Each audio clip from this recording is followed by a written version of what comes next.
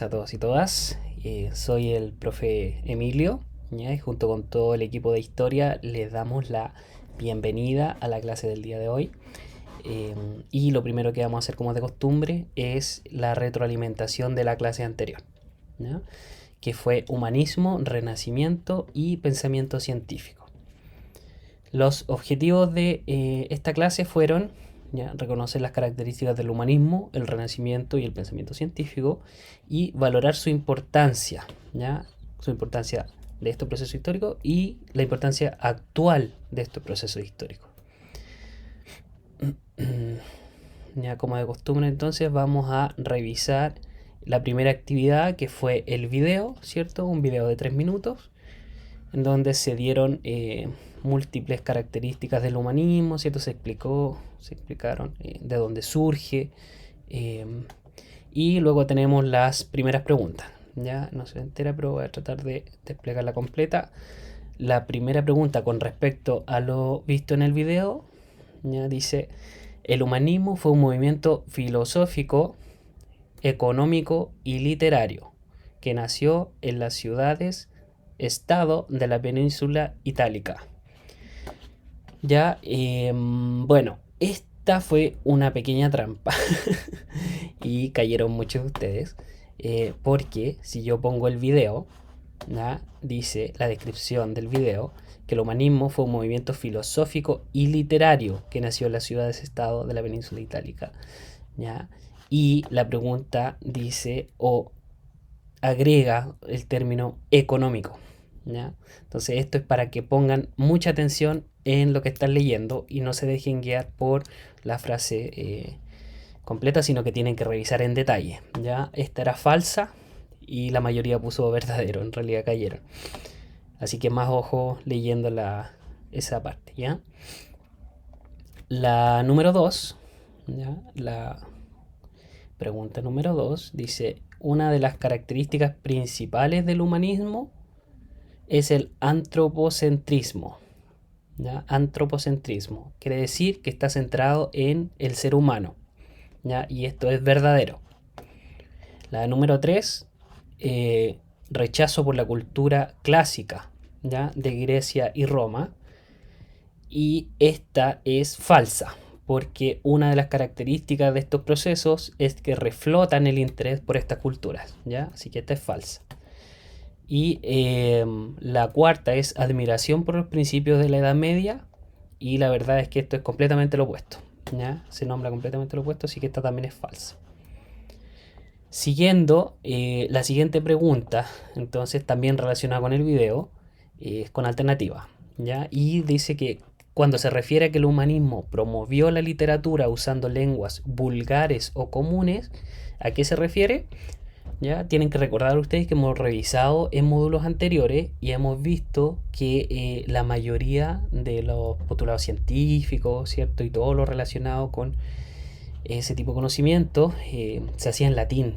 En latín era considerada la lengua para todo ese tipo de preceptos, ¿ya? Y en el video dice claramente que se buscó utilizar las lenguas comunes de la gente, las lenguas vulgares de la gente, ¿ya?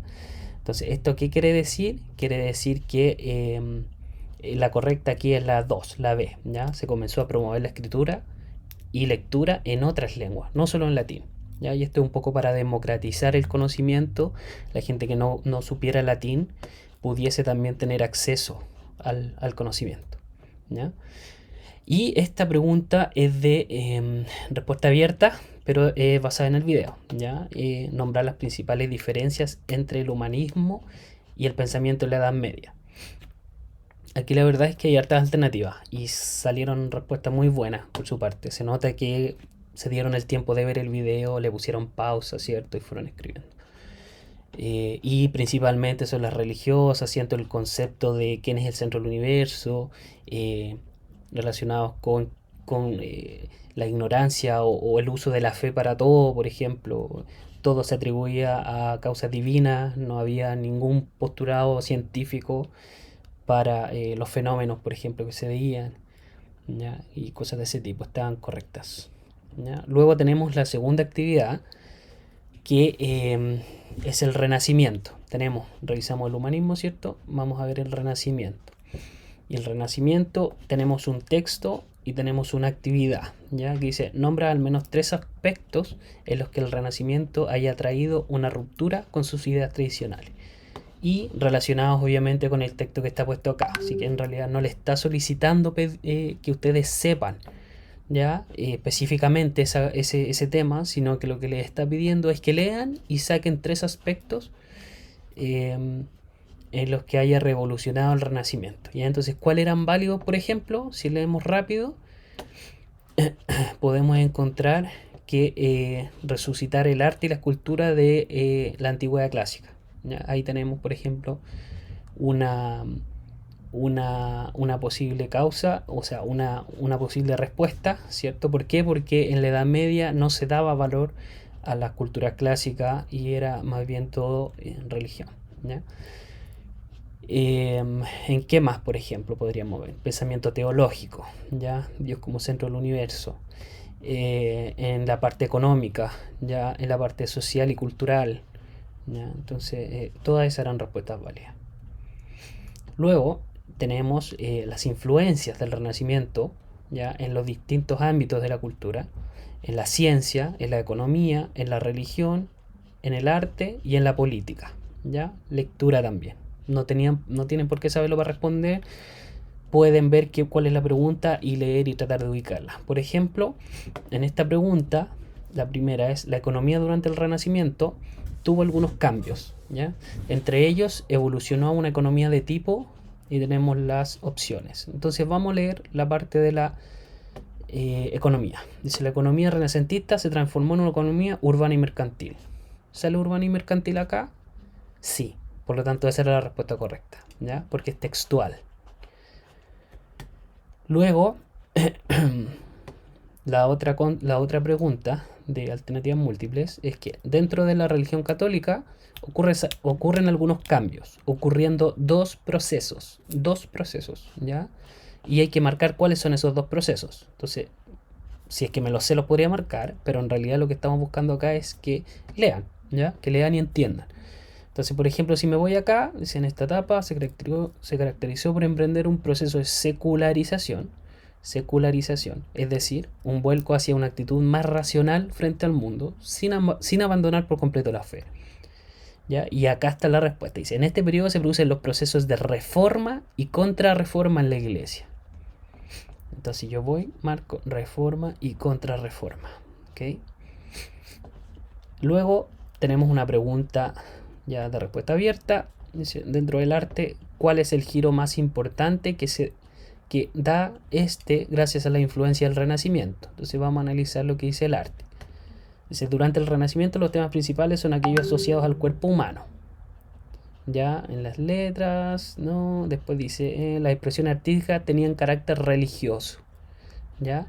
Entonces esa viene siendo la diferencia, que anterior a este proceso ya o todas las representaciones artísticas eran más bien religiosas, ya Dios, santos, Cristo, ese tipo de arte. Y ahora más bien el arte se centra en mostrar componentes más humanas, ya físicamente humanos o sentimientos más humanos. Ya se aleja un poquito de todo ese giro religioso.